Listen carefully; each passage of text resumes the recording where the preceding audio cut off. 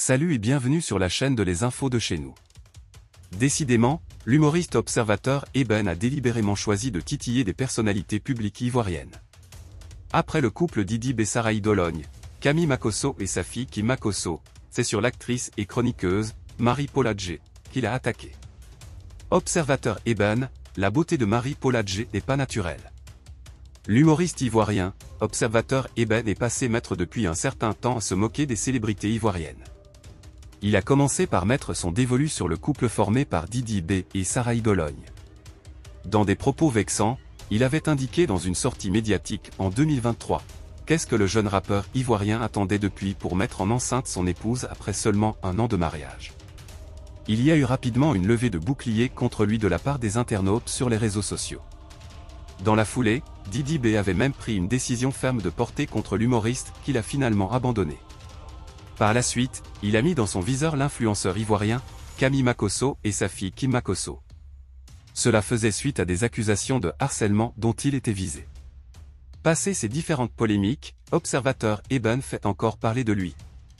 Il vient de s'attaquer dans une vidéo sur le réseau social chinois, TikTok à la chroniqueuse, actrice et femme d'affaires, Marie-Paul Adjé. La beauté de Marie-Paul Adjé n'est pas naturelle.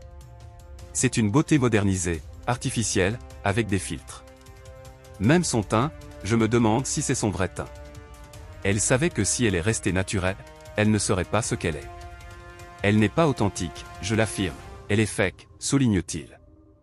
Avant cette déclaration, il a créé une colère des internautes en avançant qu'il avait une relation amoureuse avec une certaine fille Marie-Paul Adjé. Et, rapidement, il a rectifié le tir en faisant savoir qu'il ne s'agissait pas de l'actrice ivoirienne, mais plutôt d'une autre Marie qu'il a dû confondre. Dans d'autres nouvelles, le président Alassane Ouattara a rendu hommage à Mamadou Koné, ancien président du Conseil constitutionnel, décédé ce lundi 8 avril à Abidjan. Décès de Mamadou Koné, les condoléances d'Alassane Ouattara. Mamadou Koné, président du Conseil supérieur de la magistrature, est décédé ce lundi 8 avril 2024. L'ancien ministre a rendu l'âme à 72 ans. Sur les réseaux sociaux, le président Alassane Ouattara a rendu hommage à un grand serviteur de l'État. C'est avec une profonde tristesse que j'ai appris le décès, ce lundi 8 avril 2024, du président du Conseil supérieur de la magistrature, M. Koné Mamadou, ancien président du Conseil constitutionnel et ancien garde des Sceaux, ministre de la Justice et des Droits de l'Homme, a écrit le président Ouattara. En effet, le chef de l'État a salué la mémoire de ce brillant magistrat, grand serviteur de l'État, qui a exercé ses fonctions avec compétence, rigueur et responsabilité. Avec sa disparition, la Côte d'Ivoire perd un homme d'exception et de grande valeur.